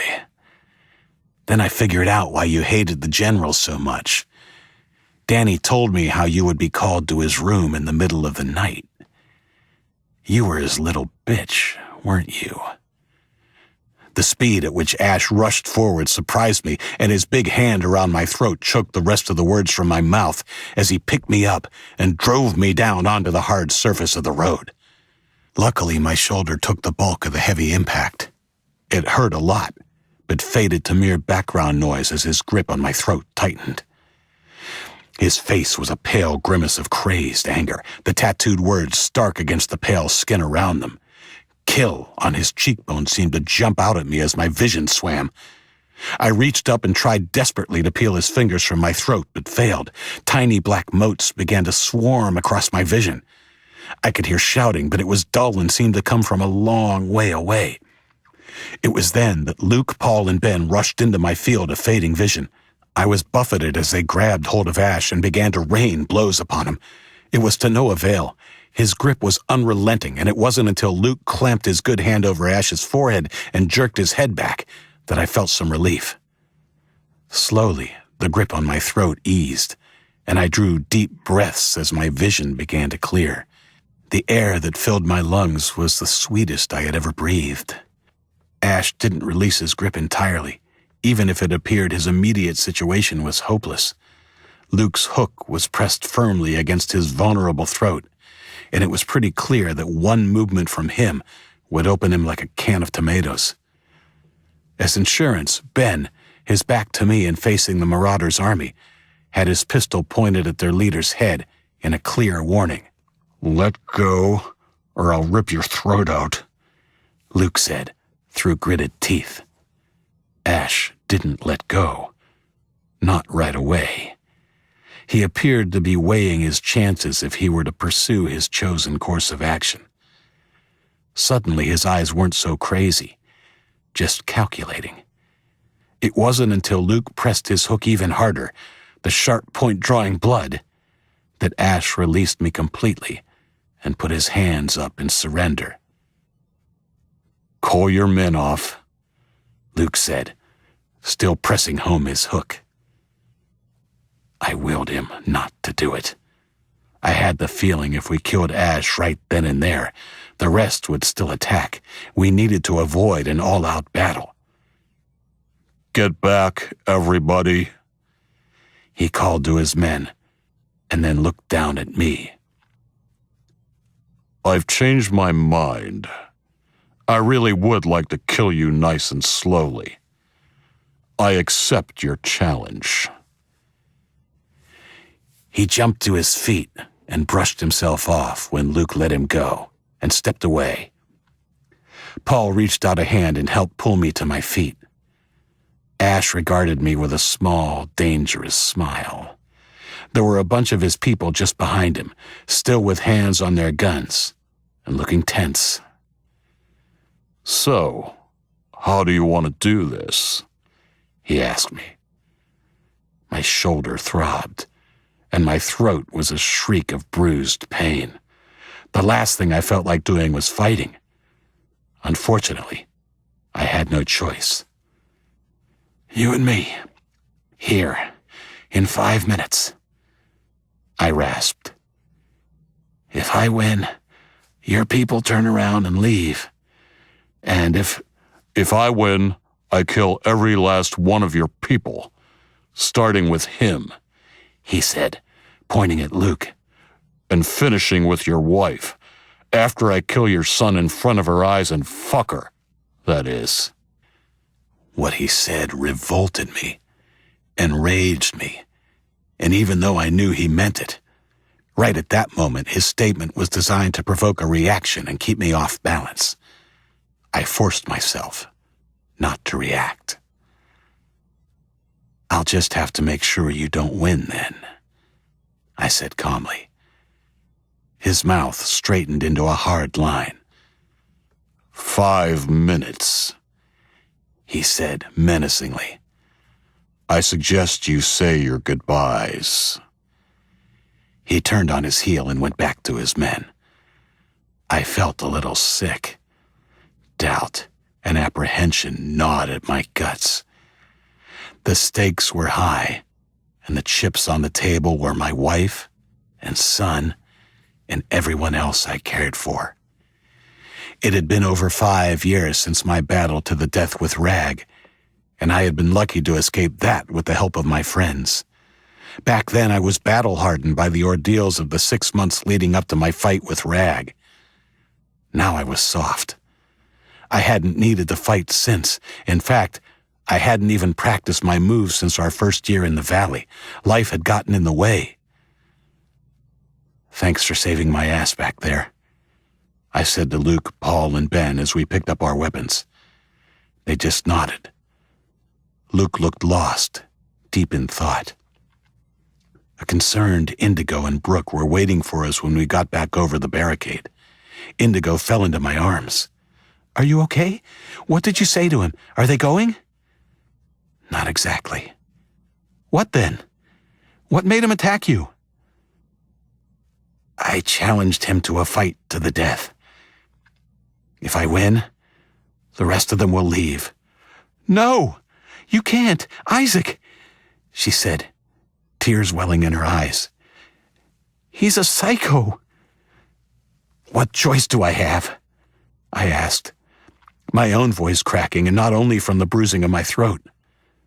I took her hand. If I don't try, we'll all be slaughtered anyway. Let me fight him, said Luke. Brooke, leaning against him, looked up sharply. No, said Brooke and I at the same time. Why not? I'm as big as him, and I'm fit and ready. No offense, dude, but you're not as fighting fit as you used to be. His words stung a little and awakened a little defiance in me. I was well aware of my own shortcomings, but didn't like hearing them from someone else. I'll be fine, I said. I just need you to lead the attack on them if this doesn't go as planned. Brooke's hand on his lowered arm seemed to decide the matter. He looked down at her and nodded. Fine. But don't take any chances. Kill the fucker as soon as you get the chance. I plan to. I need to go. I'm coming this time, said Indigo. Try as I might, I couldn't dissuade her. In the end, Brooke, Ben, Paul, and Luke followed me over the barricade and out into the middle of the road. When he spotted us, Ash sauntered forward with a smile on his face and similar number of men. I pulled off my t-shirt as he got close and threw it to Indigo. While I wasn't fat, no one was fat in the afterdays. I wasn't exactly well muscled. And truth be told, I felt a little inadequate as I faced him. When he stopped, he looked me up and down, then laughed, before looking over at Indigo. Really? You're into him? I think you need some of this, he said, and grabbed his crotch through his jeans. Fuck you, psycho. He's 10 times the man you are. Ash made an amused face and nodded. We'll see, he said, and opened his arms as he looked back at me. Ready? I want this over quick. Indigo and I have some business to take care of. In a second. Have you given the order about turning back if I win? He rolled his eyes and turned to his men, cupping his hands around his mouth. If I happen to trip, bump my head, and kill myself when I'm fighting this guy, he called, I want you all to turn around and head back home. Do not attack. Is that clear? There was a chorus of yes, sirs, and he turned back to me. Satisfied? He asked, running his eyes over Indigo before settling on Brooke and licking his top lip suggestively. You don't need to bother giving your people any orders. I'll take care of things myself after you're dead on the road. I glanced at Luke. Brooke had placed a restraining hand on him, but he wasn't drawn in by the deliberate goading this time. He just nodded at me once. I'm satisfied. Let's do this. Ash clapped his big hands together. All right. Some action at last. As the people around us stepped back a few paces, Ash and I limbered up. My stomach was churning now, and I struggled to bring my nerves under control. I remembered the calming exercises of my martial arts training and closed my eyes. I pictured little Maxie's smiling face as I inhaled and exhaled deeply. It worked to calm me. When I opened my eyes and raised my fists, Ash was standing with his arms crossed and tapping his foot on the road surface. Finally. His arms were by his side, and he didn't raise them as he clenched his fists and stalked towards me. I capitalized on his mistake. I didn't retreat. Instead, I took 2 quick steps forward and jabbed him in the face twice before swinging a right cross at him. Even though he had lost valuable time having his arms lowered, he was able to raise his left arm in time to block my punch before reaching out to grab me. I was already gone, though, retreating a safe distance as he regained his balance and wiped blood from under his nose. I began to hope. He didn't appear to have any basic martial arts knowledge. Hopefully it would make up for my lack of fight fitness. Not bad, he said, trying to appear nonchalant and failing. He was a little shaken. I didn't say anything, just circled him warily, a little more confident than I had been before my first flurry of blows. When he approached again, this time more slowly, he had his fists up. I let him come to me as I bounced on the balls of my feet. It was my turn to be surprised. When he was within a yard of me, Ash suddenly lowered his shoulders and charged. I managed to get 1 punch in before his heavy tackle carried me backwards into the hard surface of the road. The shoulder he had driven into my chest winded me badly, and as we crashed onto the road, his heavy weight on top of me, I fought to get air into my lungs. I felt him struggling to get his hands free, and knew if they found my throat again, I was done for. I clamped his right arm under my left and began raining blows upon his head with my free hand. They were hard blows, with 2 purposes. 1, to inflict as much damage as I could, and 2, to keep his left hand away from my throat by making him use it to defend against my attack. His superior strength and position won out, and after fending off one of my blows, his open hand came down hard upon my face with a heavy slap. The shot stunned me, and gave him the opportunity to quickly club me again, this time with his fist. I groaned and saw stars as he shuffled into a sitting position, pinning me to the roadway with his legs. I still held his right wrist under my arm, but my grip was loosening. He smiled a bloody smile, clearly believing he was close to victory, and clubbed the side of my face with the back of his hand. I barely had time to register the coppery taste of blood in my mouth when his hand found my throat and began to squeeze again. I tried to fight back, but my weakening blows were awkward and ineffectual. Through the throbbing heartbeat in my ear, I could hear his men roaring in bloodlust and urging him to finish me, while the people on my side screamed in horror. As my strength faded, I was unable to keep his right hand constrained, and he finally pulled it free. I managed to take a truncated breath when he loosened his left hand to allow his right hand to join in the fun, and suddenly both hands were squeezing the life out of me. I stared up into his implacable blue eyes, resigned to my fate. "Isaac!" Indigo's plaintive shriek cut through my fading consciousness and imbued me with one final burst of desperate energy. I ceased my weak punches and reached down and gripped his balls through his jeans. His hateful eyes widened, and then with all my strength, I twisted viciously. There was a muffled, meaty snap, like a fishing line breaking, and the hands immediately left my throat. His shriek of agony was impressive, and his hands released me instantly as he fell to his side, nursing his crotch. I took deep breaths, sucking the oxygen back into my lungs in big gulps as I rolled away from him and began struggling to my feet. He was trying to stand as well, but struggling worse than I was. He barely made it to his knees as I stood.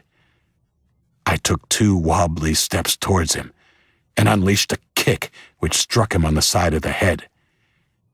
He was a tough son of a bitch, I'll give him that. He didn't fall, but reeled backwards before steadying and laboriously finishing his climb to his feet. I began to circle him, my fists raised. Once again, I felt I was in with an even chance. I didn't see his surreptitious hand signal. I was told about it later. Someone bumped into me heavily, pushing me to the side so hard that I barely kept my feet. I turned. It was Brooke. "Brooke, what are you doing?" She smiled her beautiful smile at me. Someone was going to... Her eyes fluttered, and it was then I saw the small arrow protruding from her chest, just above her right breast. A bloom of red, spreading like a horrible flower around it. I caught her as she began to fall. A scream of despair stuck in my throat. "No!" wailed Luke, running over to us and dropping to his knees as I gently lowered his love to the ground. She was still smiling as Luke put his arms around us. "No, Brookie," he said, crying. "What were you doing?" "I love you, Lou." Her sentence broke off with a wet, bloody cough. Ben arrived, then Indigo, both crying, all of us trying to hold our broken friend Brooke as she closed her eyes. Through blurred eyes, I saw Luke's face change. His grief-stricken features morphed into something more akin to granite, and it terrified me. He stood, his chilling gaze seeking out the murderer. Perhaps not sensing his danger, Ash, his face pale, stood with hands on hips, smiling spitefully at our group.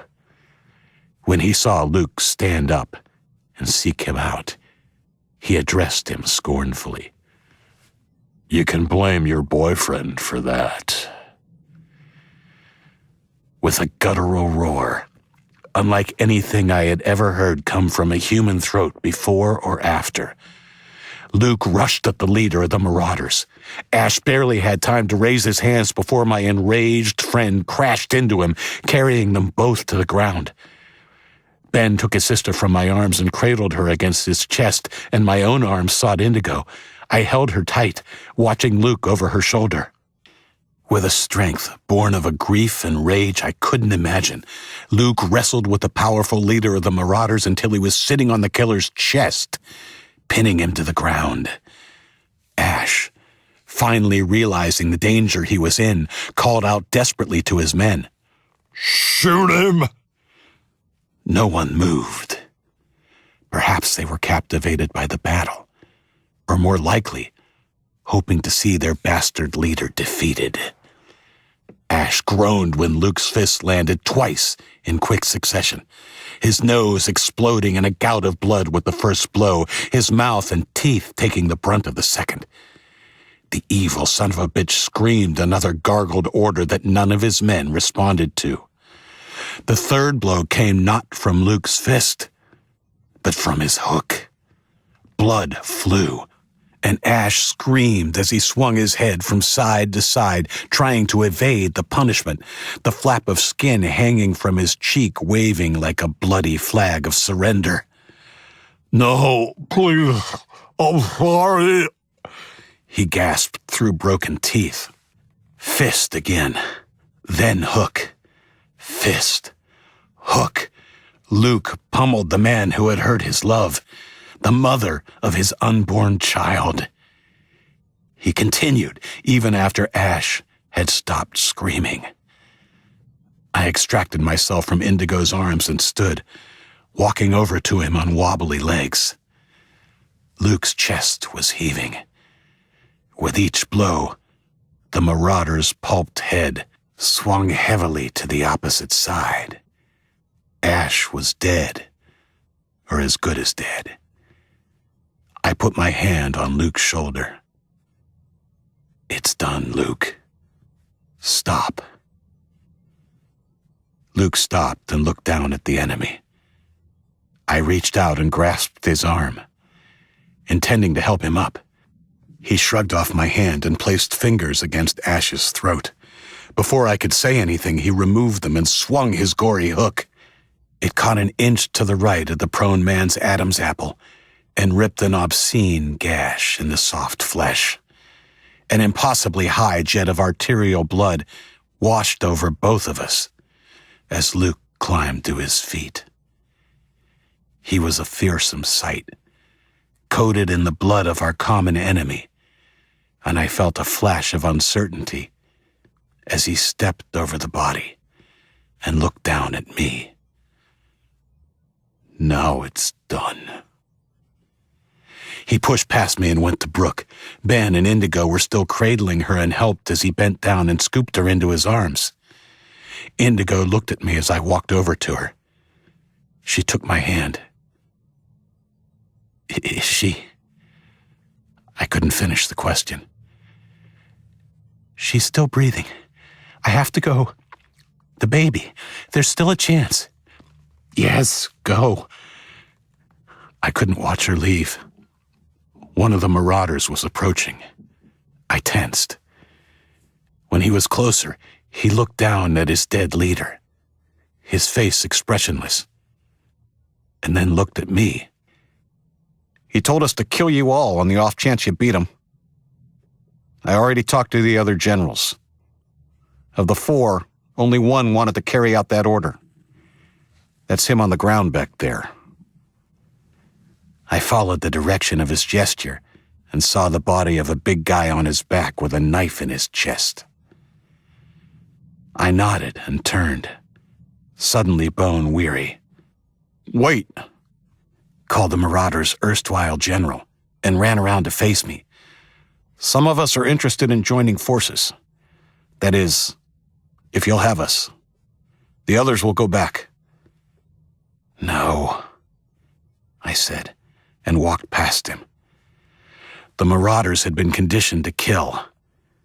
I didn't see how they could be assimilated with us without endangering our own people. Please. I stopped and sized him up. He was a fresh-faced boy of about 18. I thought I could see the kid he had perhaps been still in him. What's your name? Jared. You know what? I believe in second chances. But there's been a lot of damage done here today. Go home. Take all of your army with you. If you still feel the same way in 3 months, just before it begins to get really cold, come back and see me. Just you. Bring a list of names and I will talk to you about every person on that list. Be careful about who you put on it. If we let them in and they don't assimilate, I will hold you personally responsible. Yes, sir. 3 months. Thank you. I didn't wait to watch them go. I went after my people. 35. The next few hours were harrowing. Luke was a mess, raging, kicking walls and breaking furniture one minute, then going back to the room and holding Brooke's hand as he sobbed uncontrollably the next. Jamal was our resident medico, but he'd only had first aid training as a kid in high school. Brooke's wound was far beyond his capabilities, and even when Indigo asked, he refused to try and remove the arrow in case it killed her. The best he could do was monitor her. We had some rudimentary medical instruments and a few books, so he was at least able to monitor the baby's heartbeat and know it was fast, much faster than it should be. As the minutes and then hours ticked by, the sense of hopelessness became greater. Luke never demanded they do more. On one level, he was encouraging and comforting Brooke, whispering that he loved her and that she would be okay. But on another level, his lack of interaction with Indigo and Jamal seemed to indicate that perhaps he knew that the situation was hopeless. Brooke died 3 hours after we took her into the hotel, having never regained consciousness. Luke, Ben, and Indigo were with her when she passed. And later, Indigo told me her breathing had become very ragged and finally just stopped. Pale but calm, Luke was holding her hand and seemed not to notice. When Indigo broke the news to him, he simply nodded and kissed Brooke's forehead before getting up and heading to the door. Jamal, I, and the others were talking quietly and waiting outside when it opened. Jamal had come out for a break and to give us an update. Luke's face was like stone. He didn't look at us or even back at Indigo when she called after him. "Luke, we need to try and save..." He was through the door at the end of the hall before she could finish her sentence. She looked at me helplessly, and then became all business. "Jamal, quick, we have to do a cesarean. Allie, you come help too." Jamal and Allie bustled through, and I was about to follow Luke when a drawn-looking Ben emerged, pulling the door closed. Tears were running down his cheeks, and I felt myself choke up. I embraced him and felt his chest heaving against mine as he sobbed in mourning at the loss of his sister. After a minute-long embrace, I led him to a chair and sent somebody for water. "Where's Luke?" he asked after a while. "I don't know. He left when, you know." Ben nodded. "Maybe I should go talk to him," I suggested. "I wouldn't.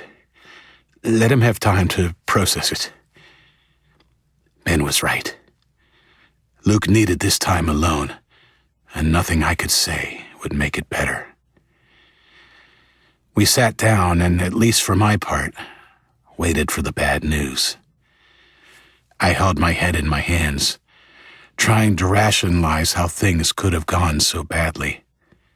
We had lost one of our family, one of our own, for nothing, and now we were about to lose another before he or she was even born. I knew the baby would die. We didn't have the equipment or the expertise to save it. The minutes ticked by, and I prepared to console Indigo when she came out crying. In my mind, I went over what I would say to try and persuade her it wasn't their fault that the baby had died. Finally, the door opened, and a pale, blood-streaked Indigo stepped through. Tears ran down her face, and I stood up to comfort her. That was when I registered a baby crying behind her, and I realized her tears were not solely ones of sadness, but also of joy. She smiled and stepped aside so I could see into the room as I walked up to her.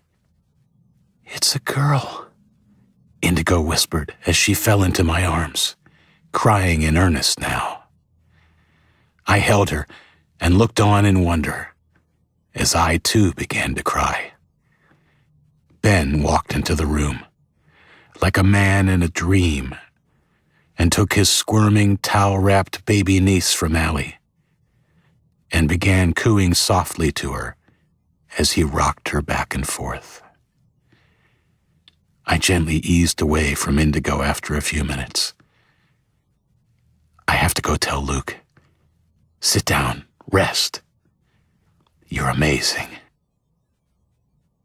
I looked everywhere for Luke, starting in the room he had shared with Brooke during our brief time at the hotel. He was nowhere to be found. Gone, as if he'd never been there. When Brooke had died, he had walked out of the room, out of the hotel, and out of our lives. God knows if we'll ever see him again.